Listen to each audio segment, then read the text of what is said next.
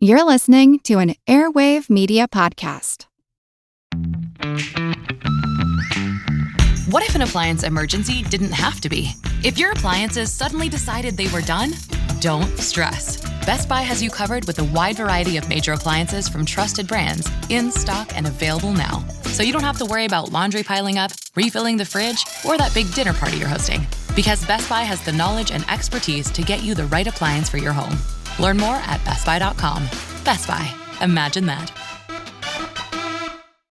Starting a business can seem like a daunting task, unless you have a partner like Shopify. They have the tools you need to start and grow your business. From designing a website to marketing to selling and beyond, Shopify can help with everything you need. There's a reason millions of companies like Mattel, Heinz, and Allbirds continue to trust and use them. With Shopify on your side, turn your big business idea into... Sign up for your $1 per month trial at shopify.com/special offer.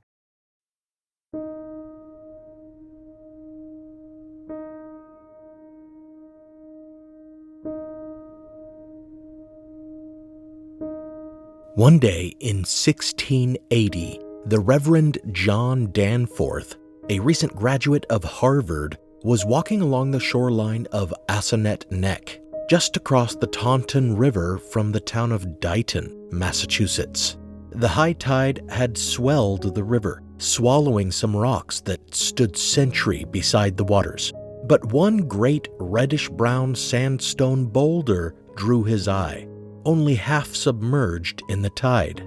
Upon closer inspection, Danforth saw strange markings on this rock. Were they letters? Glyphs of some sort? Fascinated, he made a drawing of what he saw.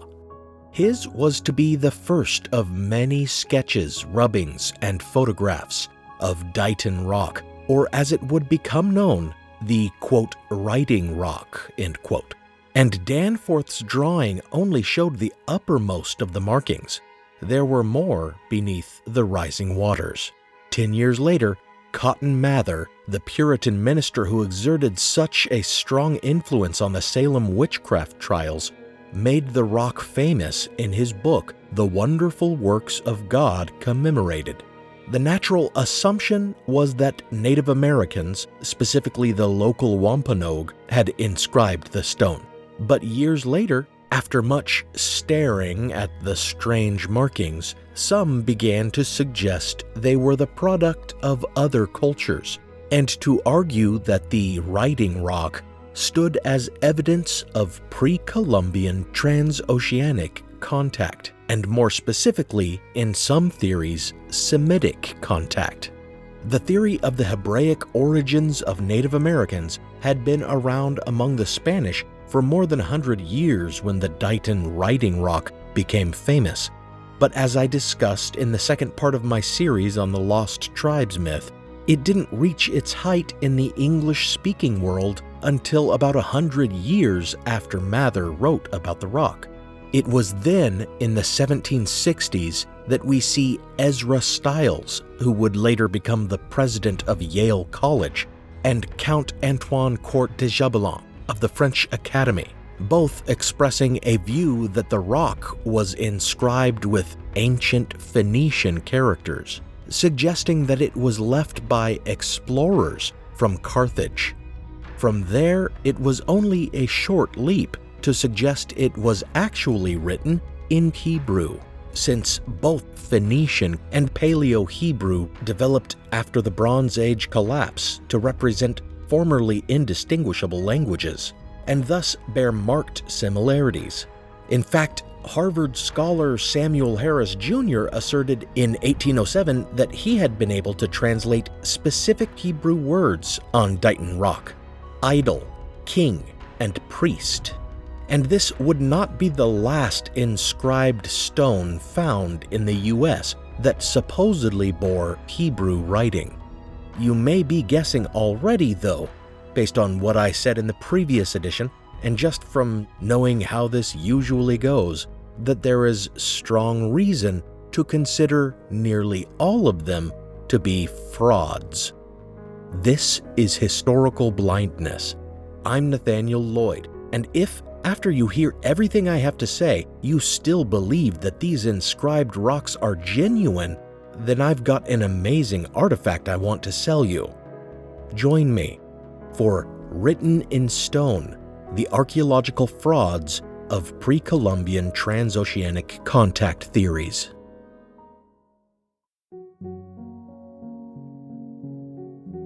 Before we continue, I want to thank my newest patron, Udo.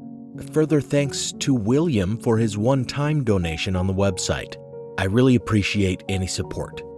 Listeners who pledge on patreon.com/historicalblindness get an exclusive RSS link that'll set up an ad-free feed of the show with teasers and exclusive episodes, usually at least one minisode a month, but sometimes I'm able to put them out more frequently.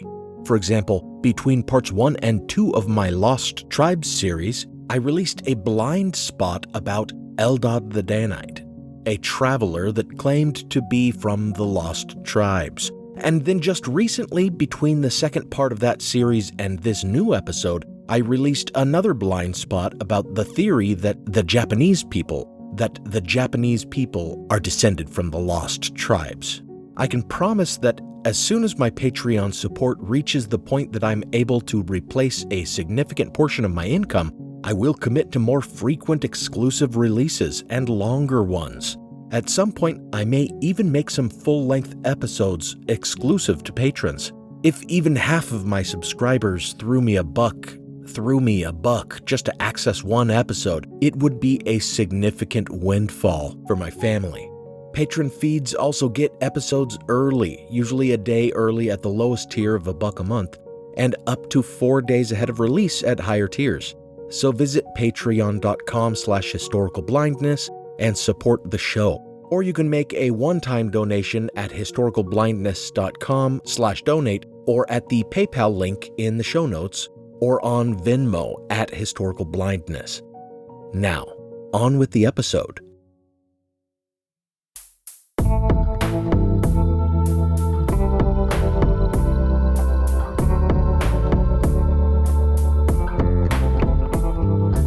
Welcome to Historical Blindness. I see this series, my episodes on the Lost Tribes, and now this episode on archaeological frauds, to be a return to the original form of this podcast.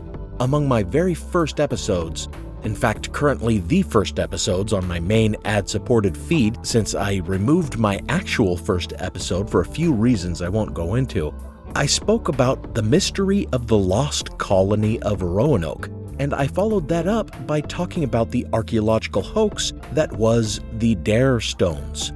As Dighton Rock shows us, though, not all of the inscribed rocks used to support pre-Columbian Trans-Oceanic Contact theories can be dismissed as modern hoaxes. The Dighton Writing Rock was present in Massachusetts a little less than 100 years after the beginning of English colonial settlement in America at Roanoke Island. And even then it appeared ancient to those who studied it. Dighton Rock also demonstrates that there were myriad other theories of pre-Columbian contact besides the theory of the lost tribes of Israel in America. In fact, not even all the theories of Semitic contact with the New World were the same. Some believed Native Americans were descended from Noah's son Japheth rather than Shem, making them not quote-unquote Semitic as such, and not necessarily descended from the lost tribes. A Maryland school teacher named Ira Hill would suggest in 1831 that the writing on Dighton Rock had been left by an expedition of Jews from the time of King Solomon's reign, making it again not a theory of Native American shared ancestry with the lost tribes. In 1837, Carl Christian Raffen, a Danish scholar, became convinced that the markings on Dighton Rock depicted the well-known story of Norse contact with the New World. This translation seems to have been disproven in 1916 by Brown University professor Edmund Delabar, who demonstrated that Raffen had doctored depictions of the markings to better support his view. Then, Delabar himself declared that he could discern Latin on the rock, finding a year 1511, and a name, Miguel Corte Real. This developed into the theory that a lost Portuguese expedition had left the markings. Today, Dighton Rock has been removed from the tidal waters and placed in a museum, where all the theories of its script are explained and accompanied by pictures showing how different elements of its inscriptions are emphasized by each. Is it Phoenician, Norse, Portuguese, or is it simply Native American? When shown drawings of its markings, it's said that George Washington laughed and said they were certainly just doodles made by American Indians, and that he had seen similar markings frequently on trees and believed them to be largely meaningless. Indeed, before his Portuguese theory, Professor Edmund Delabarre seems to have shared the opinion that they were meaningless, for after staring at it a long time, he declared, quote, "After prolonged and close searching, I got so that I could find any given figure almost anywhere," end quote. Thus, he dismissed all the different interpretations of the markings as, quote, "psychic projection," end quote, and, ironically, went on to insist he could read Latin on the stone, clear as day. But perhaps that's one of the reasons inscribed stones like these have exerted such an influence on the minds of so many, because we can see what we want to see in their vague markings. In the case of Dighton Rock, it certainly doesn't help that some inscriptions on the stone appear to have been made at different times, engraved over existing markings, making it a kind of palimpsest of indecipherable figures and shapes, much like history itself after much study.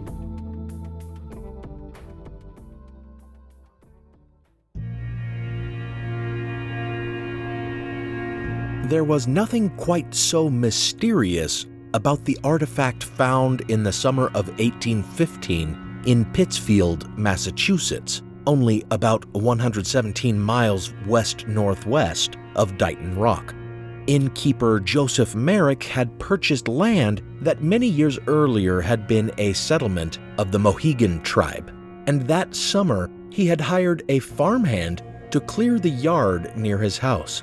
The plow the boy used to clear the debris turned up a black leather strap attached to a leather box, which Merrick cut open.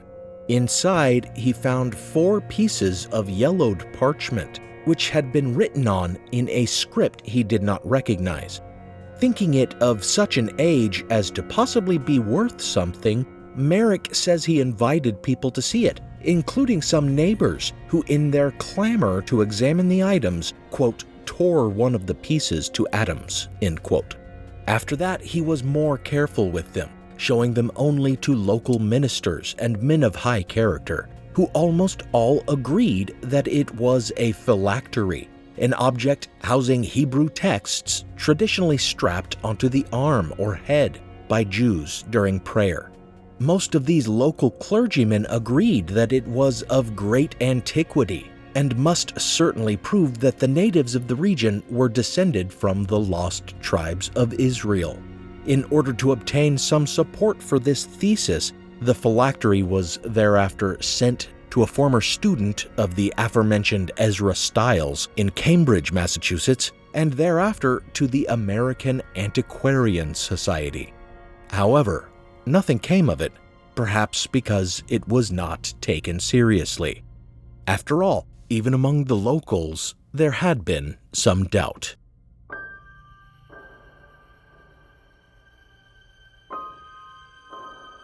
It seems the most knowledgeable of the local ministers who first examined the Pittsfield phylactery did not believe it was ancient.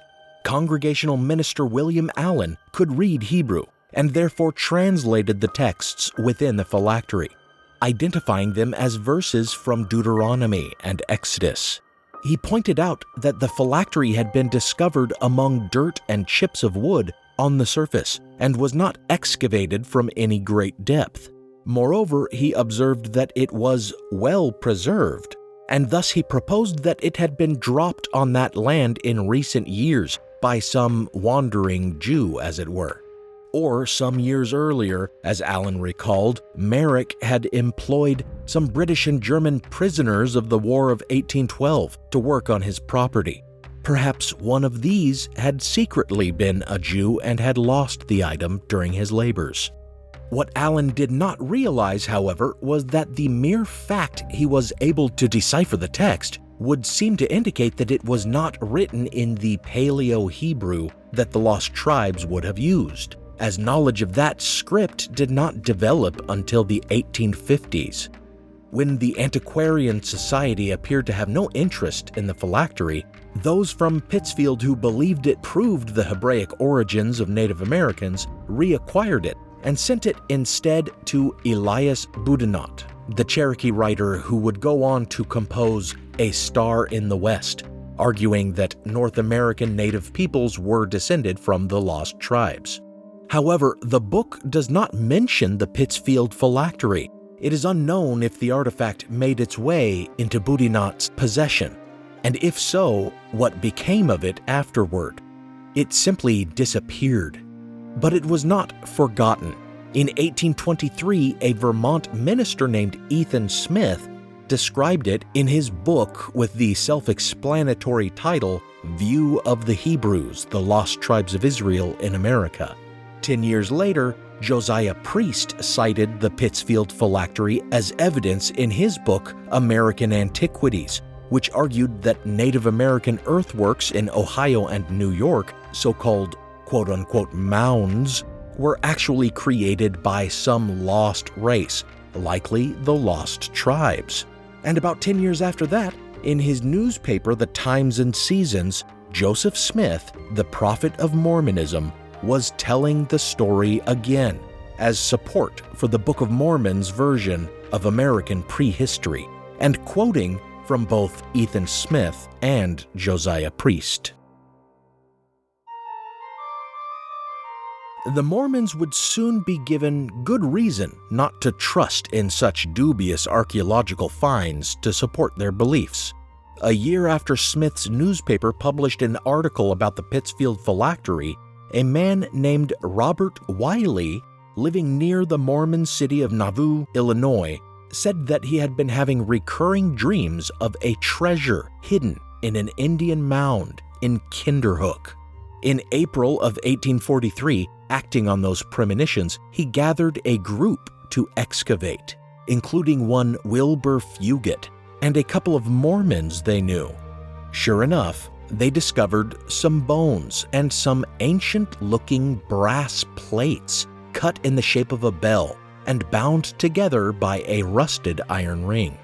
These plates bore strange markings, and the Mormons among them immediately rejoiced and insisted that the plates be taken to Joseph Smith, who they were sure could translate them.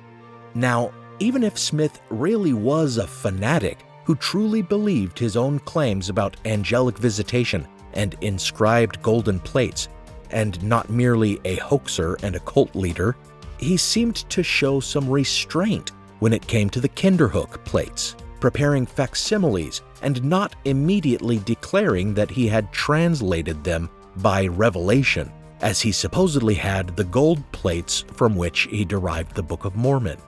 The obvious explanation for this, assuming reason and cunning on the part of Joseph Smith, was that others had seen the Kinderhook plates, unlike his gold plates, which he said he was forbidden to display. And since these brass bell-shaped plates might have been genuine or might even have been a trap, he had to tread carefully. An inaccurate translation or a revelation declaring the plates authentic when they were actually a hoax would have revealed Smith to be a fraud. Nevertheless, he did declare that the writing on them was similar to the, quote, reformed Egyptian, end quote, of the gold plates. Within a year, Joseph Smith was dead, and his followers soon after removed to Utah, where in a church history of Smith, it was revealed that Smith had indeed been translating the Kinderhook plates, revealing that they told the story of a descendant of Ham in America. At around the same time, though, the plate's discoverers, Robert Wiley and Wilbur Fugit, were swearing out affidavits that the Kinderhook plates had been a prank on the Mormons after all. Mormons, meanwhile, did not want to hear it, insisting the plates were real. Only in the later 20th century did testing reveal that they had been etched with acid, a modern technique, and that within the inscription was a hidden message. Quote, "Fugit fakes," end quote, the deciphered inscription reads. Quote, "April Fool's Day, 1843, for Joseph Smith," end quote.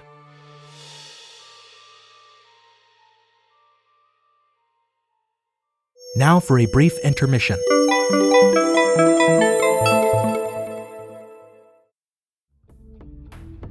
Hi, listeners. Remember that the ads and sponsors of this program only contribute a small portion of the already meager earnings of this show.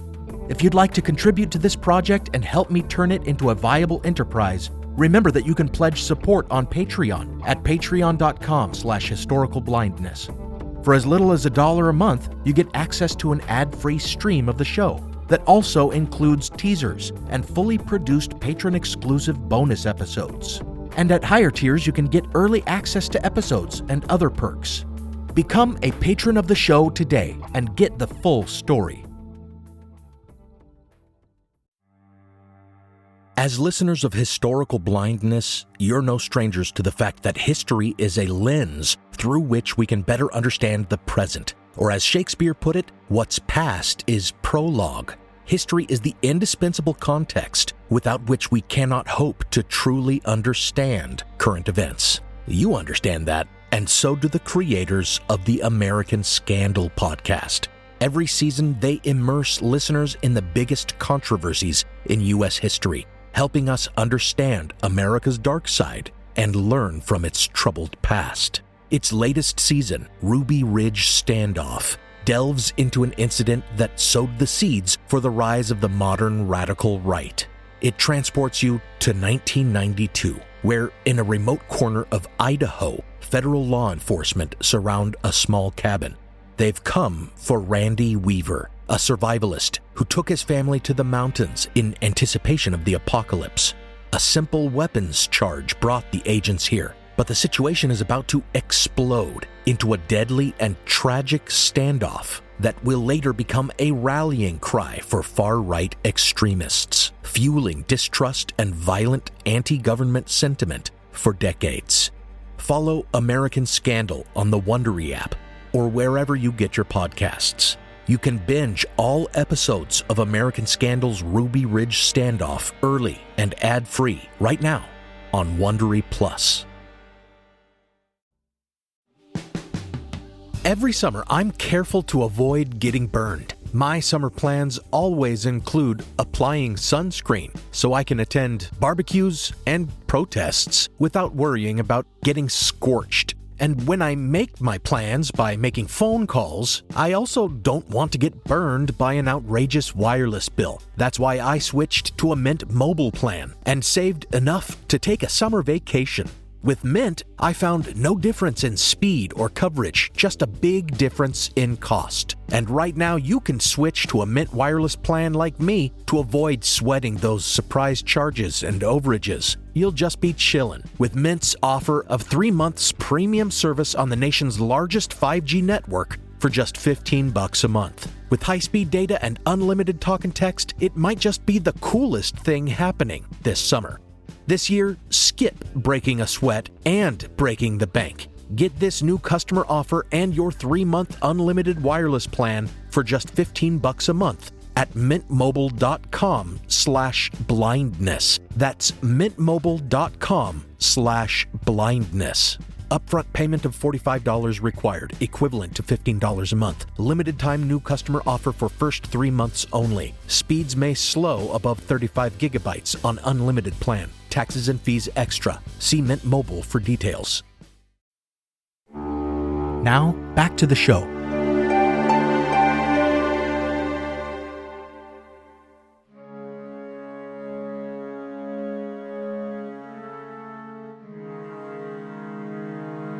just as it was very convenient that some Mormons were present for the unearthing of the planted Kinderhook plates in 1843, so it also appears quite convenient, perhaps even planned, that in Newark, Ohio, in 1860, when local surveyor David Wyrick went running through the town to announce his discovery of an unusual artifact at the local Indian earthworks, he just happened to run into Colonel Charles Whittlesey, the foremost authority on the mound builders of Ohio, who happened to be in town on unrelated business. Wyrick must have presented a pathetic figure lurching through town that day, for it was said he was so afflicted with rheumatism that his hands and feet were swollen to grotesque proportions. He was a sympathetic character in Newark. Having failed as a newspaperman, he had devoted himself to surveying the earthworks of Newark, fantasizing that he might one day be able to prove his theories about the mound builders. These were much the same as Colonel Whittlesey's own theories and Josiah Priest's aforementioned claims in the book American Antiquities, a notion today called the, quote, Mound Builder Myth, end quote, the overtly racist view that Native Americans could not possibly be responsible for the construction of the impressive earthen mounds found in the New World, and thus there must have been some precursor race, such as the lost tribes of Israel. And it certainly seemed like David Wyrick had discovered proof of this when he unearthed the quote-unquote Holy Stone, an arrowhead-shaped stone inscribed with Hebrew phrases on each side. This artifact would come to be known as the Keystone. Later that year, his excavation uncovered another holy stone, a limestone carving of a robed figure with a Hebrew inscription of the Ten Commandments that would be named the Decalogue Stone. Wyrick finally died in 1864, but the story did not end with him. A year later, from a mound east of Newark, two far more strange stones were discovered: an inscribed sculpture of a head and another inscribed sculpture that resembled an animal on one side and faces on other sides. And finally, 3 years after that, another stone, this one shaped more like the Keystone and inscribed with the Ten Commandments like the Decalogue Stone, was found near the original mound of one of Wyrick's discoveries. Was Wyrick's discovery too good to be true? And what of the others that followed? One of the earliest theories about the first Newark Holy Stone, the Keystone, put forth by a local Masonic expert, was that it was an artifact of ancient Freemasonry, originating sometime after the building of the Second Temple in the 6th century BCE. This led to speculation that the ancient Jews who had come to America were Masons, and in their famous earthworks could be discerned geometric Masonic symbolism. This theory shows the bias of its proponents, though, for only a Freemason would believe in the Judaic origin of Freemasonry, going all the way back to Solomon's Temple, or as Masonic lore likes to claim, back to the Tower of Babel, or even to Enoch preserving sacred geometrical knowledge from the deluge. In that way, the pseudo-history of Freemasons has a lot in common with the legend of Hermes Trismegistus and the preservation of alchemical knowledge. But in reality, this fraternal order can only trace its origins back to 14th century stonemason trade guilds. So that would seem to put the Masonic theory in the ground, as it were.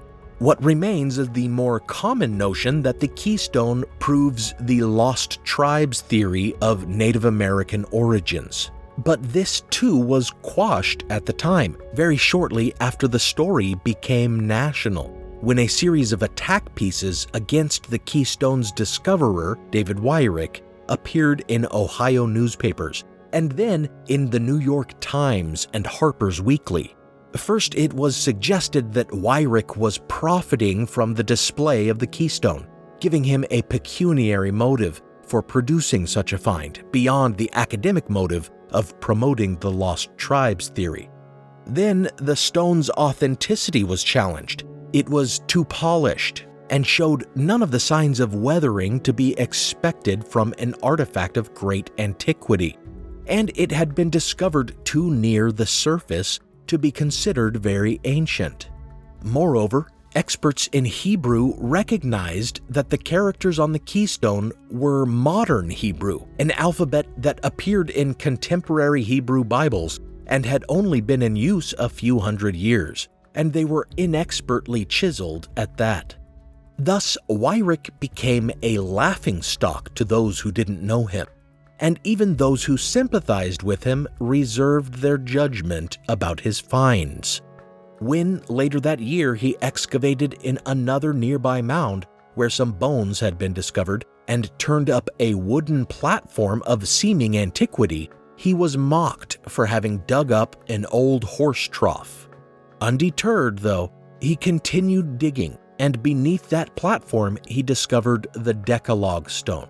But this was too great a coincidence for most to believe. The inscription on the Decalogue stone appeared to be in a far more ancient form of Hebrew, so it seemed Weyrich was simply trying to address the objections his critics had to the keystone. And closer examination showed that this was still not the Paleo-Hebrew of the Lost Tribes, but rather a post-exilic script, and that it showed similarities with the modern Hebrew form of characters, as if the engraver had first learned the modern script and then afterward taught himself the more ancient version. While at the time all signs seemed to point to Weyrich being a hoaxer, those who knew him best refused to believe it. And with further hindsight, it appears he may have been unfairly maligned. Only a few short years after his discoveries, he had fallen into financial ruin. So if he had perpetrated a hoax to make money, it did not work. And still, he remained devoted to his efforts, trying for years to organize further excavations. In 1864, in penury, and probably still suffering from his rheumatism, he committed suicide. Some newspapers, still intent on sullying his name, reported that an old Hebrew Bible and other evidence of his manufacture of the items was found in his residence, but these claims were unsupported. Only a year after he was gone would his name be cleared in the eyes of many, after the inscribed head and three-sided carving were discovered at a farm east of Newark, each with Hebrew lettering. But these finds did not prove Weyrich right in the way you may think. Instead, they seemed to prove that someone else was responsible for the frauds. One of his former collaborators, an area dentist named John H. Nickel, who had been with Weyrich at the excavation of the Decalogue stone and afterward had declared the find a fraud, was also present at the discovery of the inscribed head, and afterward declared that he had inscribed these latest finds himself, buried them, and arranged for their discovery. Afterwards, decipherment of the Hebrew on the inscribed head showed that it was actually the letters J, H, N, C, and L, a signature of the forger, John H. Nickel. It seems Nickel was asserting that he had faked these two later stones for the sole purpose of proving that Weyrich's holy stones were also fakes. But since he had been present at the Decalogue's unearthing, many then and today presume that he had actually forged all of the stones. Then there are alternative suspects, such as a local Episcopalian minister who perhaps too easily was able to decipher the peculiar variation of poorly engraved Hebrew on the holy stones, or a local stonecutter whose work on gravestones bore some superficial similarities to the finds.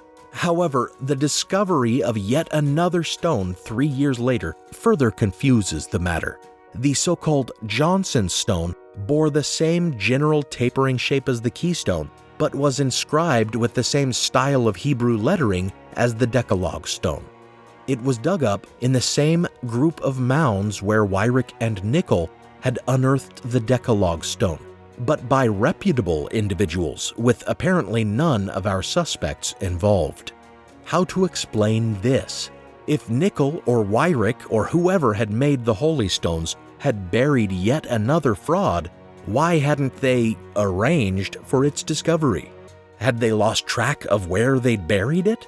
Or had they actually just buried it hoping that it would eventually be turned up independently and thus corroborate their frauds? We may never know, for further study of the Johnson stone is impossible. Like the hoaxes claimed by John Nickel and like the Pittsfield phylactery before them, the Johnson stone has been lost.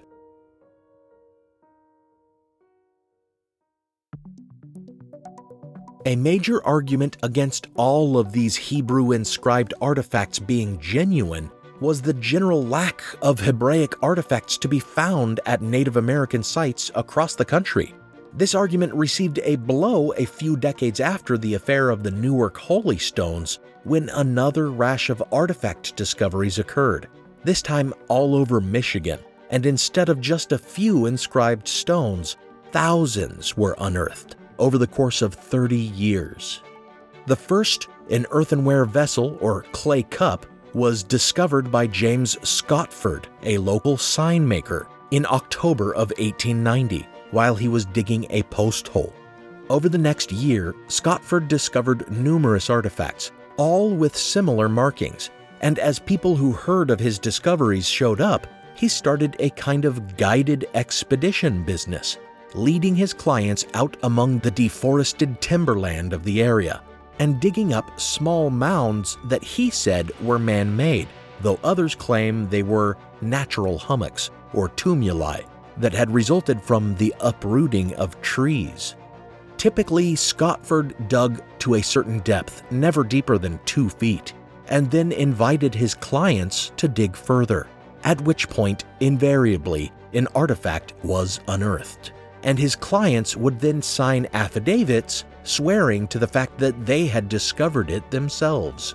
Scotford convinced his supporters that these objects were the remnants of a major ancient civilization, though no evidence of any actual dwelling structures had ever been uncovered. He claimed that the large swaths of hummocks he was excavating represented a vast necropolis of burial mounds, though no human remains were ever discovered within them. Believers in the authenticity of the Michigan relics, including some Mormons who hoped that they could corroborate the Latter-day Saint claims about American prehistory, pointed out that the sheer number of finds proved they couldn't be frauds. However, absolutely no Michigan relics were ever found except in the presence of James Scotford, or, later, in the presence of the partner he took on, Daniel Soper, the former Secretary of State of Michigan, whose political career had ended in scandal with accusations of embezzlement.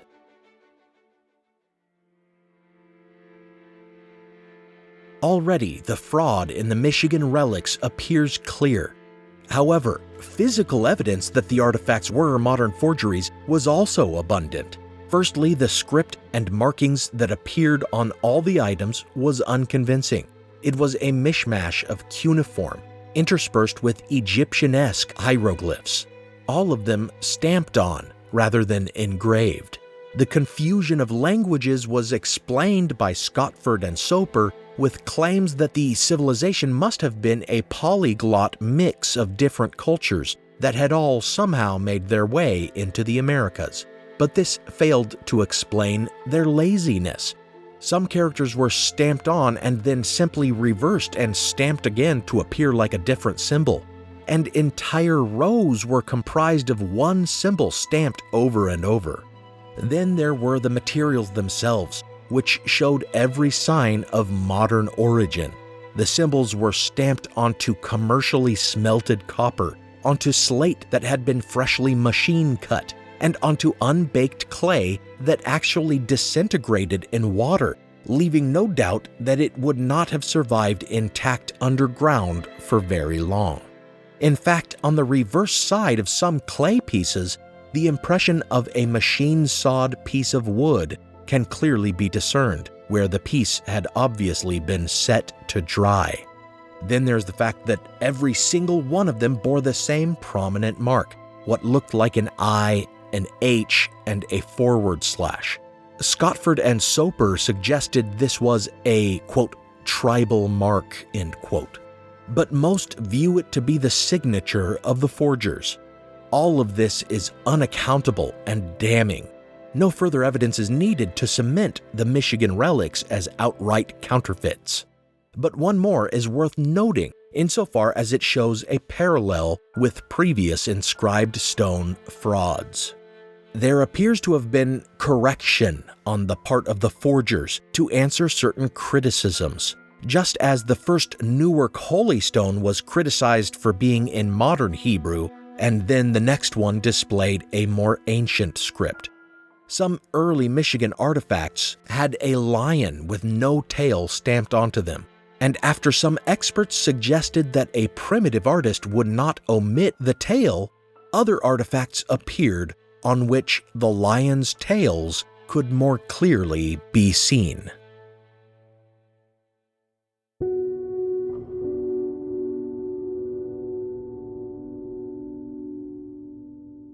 This survey of archaeological frauds perpetrated to convince the public of pre-Columbian Trans-Oceanic Contact could go on and on. I have skipped, for example, the Grave Creek Stone, the Davenport Tablets, and the Bat Creek Stone, about which I may have more to say in upcoming patron-exclusive readings of some historical fiction I wrote about these incidents. I've also omitted Minnesota's Kensington Runestone and the Heavener Runestone of Oklahoma, which are held up as proof of a pre-Columbian Norse presence in North America. Don't get me wrong, pre-Columbian Norse exploration of North America at Newfoundland has been proven, but not as far inland as Minnesota and Oklahoma. And the parade of pseudo-archaeology would continue during the 20th century to tantalize the Church of Latter-day Saints and other proponents of the theory of ancient Semitic contact in American prehistory. There was the Tucson Artifacts of Arizona in 1924, a cache of inscribed crosses and swords. And then there was the Los Lunas Decalogue Stone, a boulder in New Mexico inscribed with the Ten Commandments, that was first recorded by a professor in 1943 who said the local guide who led him to it claimed to have seen it as far back as the 1880s. The thing with these inscribed stones is that they cannot be dated using radiocarbon analysis, which requires organic material. The leather of the Pittsfield phylactery might have been, if it hadn't been lost, or maybe not, as the oils and preservatives applied to leather over time have been known to interfere with carbon-14 dating. Neither can stratigraphic dating typically be relied on, as these are freestanding boulders, or if buried, they were excavated without proper field notes being taken. Anyway, the surviving descriptions tend to suggest that they weren't found at a depth that would indicate antiquity.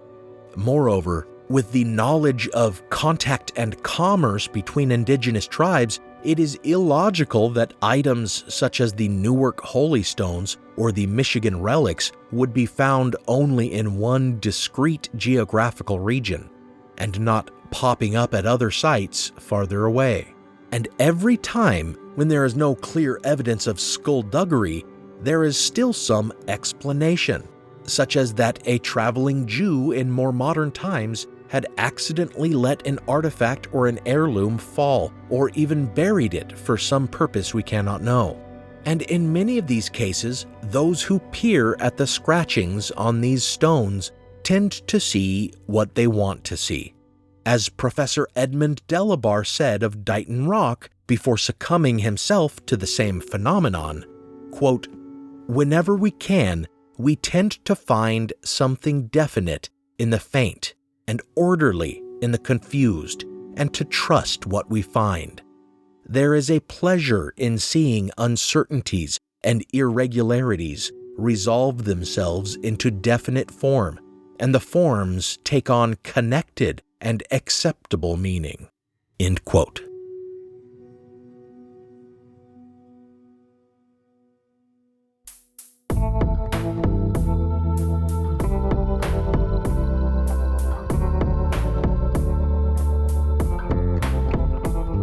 Thanks for listening to this episode of Historical Blindness.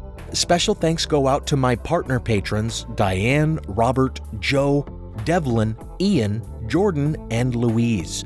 I appreciate that you keep digging with me, even when we don't turn up exactly what you may expect.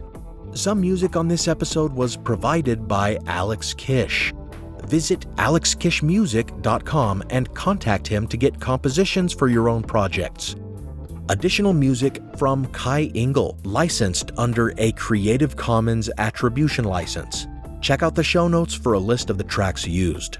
You can support the show by pledging on Patreon or by signing up for a 14-day trial of the Great Courses Plus, or a free 30-day trial of Audible at my custom URLs. You can find those links in the show notes.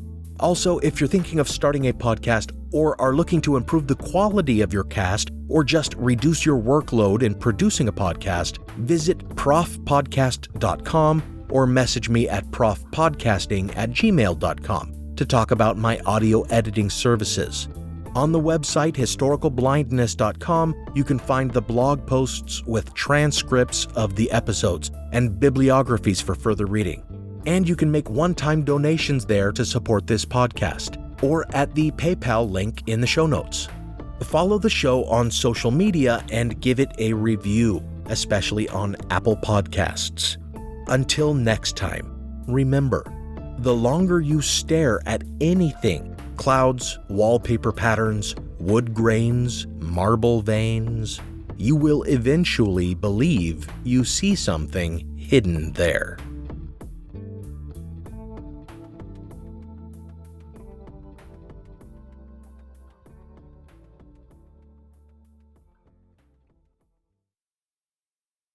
This is Jen and Jenny from Ancient History Fangirl, and we're here to tell you about Jenny's scorching historical romantasy based on Alaric of the Visigoths' Enemy of My Dreams.